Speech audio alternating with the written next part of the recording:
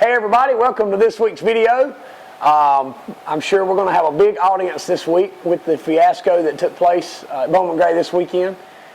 First of all, we're going to start talking about Friday night. It was a Friday night show, but it was like a typical Saturday night show as far as what times everything happened in the practices and all that stuff. I'd said, I think in my previous video, that I thought K&M practiced and qualified on Friday, but I was wrong. It was on Saturday night. I think in the past they've done it on Friday night. But anyway, it was a 100-lapper. I think I drew 13th. Well, I better back up. As far as qualifying is concerned, it was Slate's preschool or kindergarten graduation. So I talked to Bowman Gray management, and the rule of thumb, the standard operating procedure is if you show up for practice and practice, then that constitutes an attempt to qualify. So I came, I practiced one practice. We put the car in jack stands and I left. And I went and met Kim and my mom, and we watched Slate's and Lauren and watched Slate's graduation from kindergarten. So it was a 100-lap draw night. So, even though that I'd like to sit on every pole of the year, of course, I knew that missing qualifying wasn't going to hurt me because I would get to draw anyway. I would get the past champions provisional draw, which means that I would get whatever's left in the bag. So when I got back, I found out I drew 13th for the start of the race. We got going, man, it was just a crapshoot. It always is a crapshoot about which line to choose and where to go. And, there might be a car that you don't want to be behind, but the line's shorter, and it's just, it can create a lot of havoc. But anyway, I kind of worked my way up. We had a really fast race car. The 21 and the 77, I think, got together coming in the backstretch right around halfway, and they crashed into the barrel and wrecked down in turn 3 and 4. And Jason actually inherited the lead when that happened. So it put Jason in the lead, and in the mess, I was 5th, and then I think the 11 car got by me because I went through the corner of the grass. But anyway, I ended up 6th, and it started raining. So Friday night's race, Jason was able to win. I was happy for him. The trophy came back to the shop. Even though I didn't get it, it still came back here. I ended up 6th in a 50, it was either 55 or 56 lap rain-shortened race. That's the first one. It's kind of ironic because that's the first one I can ever remember. It may have happened, but it's the first one I can remember that was shortened because of rain. So anyway, Jason won Friday night. Came back Saturday night, and K&M was there. So it kind of messed our schedule up just a little bit, our normal schedule.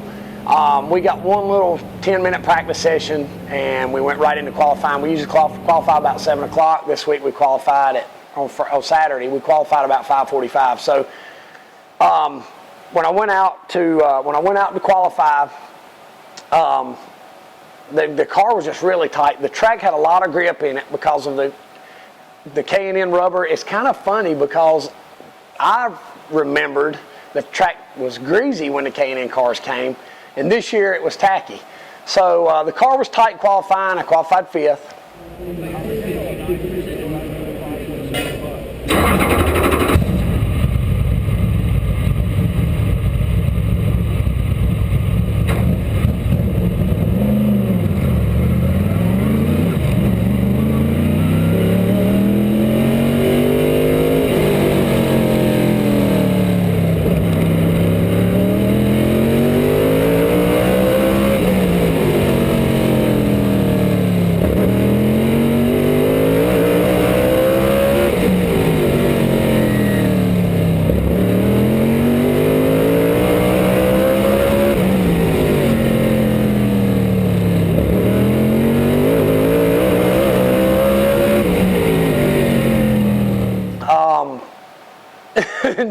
In typical Bowman Gray fashion, there was a discrepancy with the draw. There was a car that was out of line or something after the qualifying lineup, and they had to redraw the field. The first time I drew 18th, and Jason drew 2nd. They said there was a problem. They missed a car, so they said what we're going to do is just put them all back in and redraw the whole field again. So I said, well, 18th the first time, surely to goodness we'll do better than that the second time, and we redrew 22nd on the second redraw. So I think there were 23 cars that drew, so that basically put us basically in the tail end of the field. So I knew that we had a long night ahead of us, but I knew we had a good car. I told somebody, I said, we need lots of cautions and for us not to be in them, because in a 100-lap race, when everybody gets single file, it is really hard to pass, and even with the field mixed up. So you need cautions to double file the field so that you can make a move here and there. So I think about a lap, maybe 60, I had gotten up to about 6th place. So, you know, it's funny when you're sitting there and you say, man, started 22nd. If the race ended right now, that'd be a pretty decent night. And then next thing you know, you're 4th, and you say, man, if it ended right now, it'd be a pretty decent night. So I was running 4th, and I'm trying to think, the 13, I think it was a 13 and the 51 crashed or something, and the 69 inherited the lead from that. So by the time I got up to 4th, it was 69, 25, 83, and me. So we go down in the corner, and the 69 and the 25 get together, and the 25 goes spinning. Whenever he did, the 69 slowed down enough and held the 83 back that I was able to pass the 83. So that put it 69, me, and then the 83. So on the next restart, we go down in the corner, and I'm up beside the 69, clearly up to his right rear, and he squeezes over, and I have to check up, and actually me and Tim Brown run, seemed like forever. I think it was about 3 or 4 laps side by side, and I was able to get in front of Tim Brown. So we ran, I don't know, it seemed like the next 25 or 30 laps, 69, 1, 83. So we ran for a while, and Junior's bumper, and you can see it, there's no need for me to get into a lot of detail, because I know if you're watching this video, you've seen the video 50,000 times. You've seen it on Facebook and YouTube. Man, they even had it on Race Hub. You've seen the video, and if you look, Junior's left rear corner of his bumper is turned up in the air. Now, I don't know if that happened earlier in the race. I don't know if that happened Friday night. But anyway, his bumper was turned up. So by the time I got to 2nd, my bumper was mashed in. So to time where you hit somebody, I was trying to hit him in the middle of his bumper, because in all honesty, I wanted to move him out and drive under him, because Junior was holding the field up. I mean, there's no question about that. So when I was trying to bump Junior in the middle of his bumper to push him out, and I kept trying to time it and kept trying to time it, well, we have a caution. So I guess there's about, 3 or 4 laps to go. I think it was going to be a green, white, checkered finish. So when we got the green flag, we come back and got the white flag, and we came off 2, and I got a super run on Junior, and I was pretty close to him. So as we got to 3, and I was going to time where I was going to hit him in the middle of the corner, in the middle of his bumper, as I got ready to roll to him to bump him in the middle of his bumper, he basically stopped. And I understand why you do that. You're leading the race, you're trying to tie it down so that when the man hits you, it knocks you forward. Well, that doesn't work when your bumper's kicked up in the air. When you try to do that with your bumper kicked up in the air, it makes the man run up underneath of you. So did I mean to hit Junior? I sure did. Did I mean to spin him out? No, I didn't. My intentions were to hit him in the middle of his bumper and move him out. So if you want to go back and reanalyze this and listen to how I'm describing this as you watch the video, it'll make perfect sense to you. So as I tried, Junior should have been here, and I hit him here. Junior stopped, so I hit him here, and it lifted him up. And when he got in the gas, it spun him out. Now, I did say originally that the 83 shoved me into him, because the 83 had been trying to, I don't know that let me rephrase that, I'm sorry.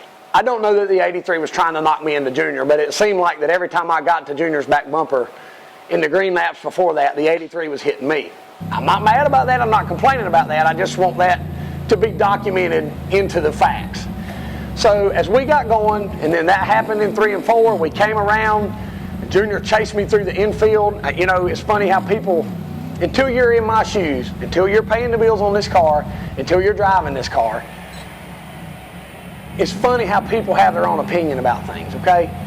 I guess everybody that doesn't like Burt Myers wanted me to stop and let Junior T-bone me head on or sight in the side or whatever. I was trying to keep my race car from getting tore up.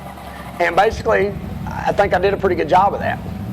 I tried to avoid Junior all I could. Now, in all of this mess that's going on, and then as we pull into the infield, and Junior, it looks like he's trying to get out of the car, so I'm trying to get out of the car, and the officials told me to stop. They made me get back in my car, or made me stay in my car, and I drive to Victory Lane. I get out in Victory Lane, and right as I'm right as the announcer is getting ready to talk to me, I feel somebody punch me in the stomach. And it looks like a lady that I think I know who she is. I've seen her with that crowd before. But anyway, apparently she was a disgruntled Junior Miller fan who punched me in victory lane. So whatever happens on the racetrack is on the racetrack. What happened in victory lane was completely uncalled for. And if one of my people did that, they would not be considered one of my people anymore. If they were one of my family members, I would ask them not to come back. If it was one of my fans, I would ask them not to come back. So the reasoning for that is not just my family, my mama, my wife, my kids, other people's kids, other people's family members had, she tried to punch me and elbowed one of the kids in the process. Think about how bad that could have been. So the fact of it is it all happened so fast, and by the time I got to speak on the microphone, I did think that the 83 knocked me into the 69. After replaying it through my mind, after watching the videos, I now realize that I hit Junior, and then when I checked up, 83 nailed me from behind. So to all you Tim Brown fans, I apologize. I talked to Tim after the race and told Tim that I thought he hit me, and then I realized that he didn't. So it's a mistake that I made, and I'm owning up to it. The 83 did not knock me into the 69. Now, to get back on that, I'm not usually very vocal about what happens in controversy and stuff. People can call it a feud. People can call it a rivalry. You can call it dirty. You can call it whatever you want. But I will say this. What happened Saturday night was hard racing. And anybody who's anybody that goes to Bowman Gray Stadium and knows anything about me or the 69 car knows that if it was the other way around, I don't have to tell you what would have happened. Okay?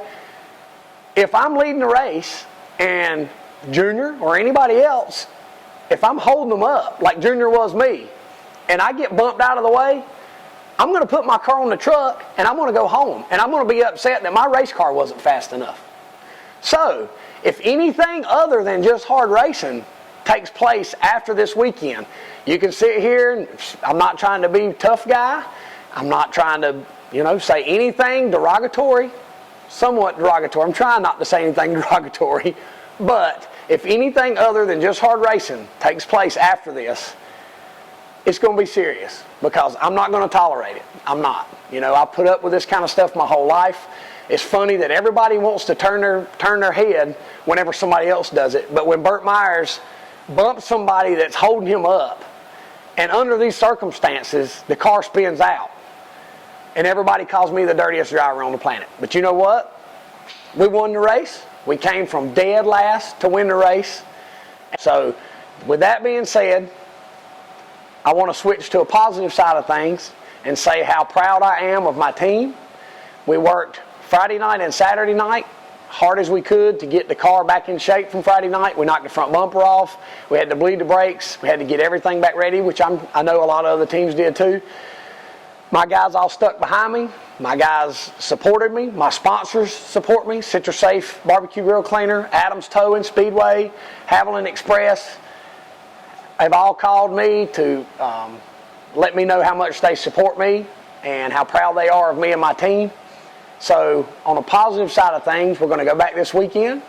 We're going to sit on the pole, try to sit on the pole, and we're going to try to win the race. If anything happens after that, I promise you we'll deal with it.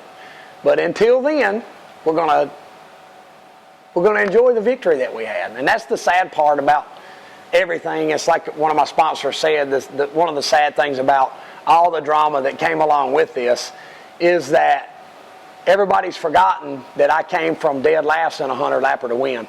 Did I catch some breaks? Sure did. Did I get in the right line sometimes and should have gotten wrong and this and that and that? I sure did. I caught some breaks, and you can call it lucky or call it whatever you want.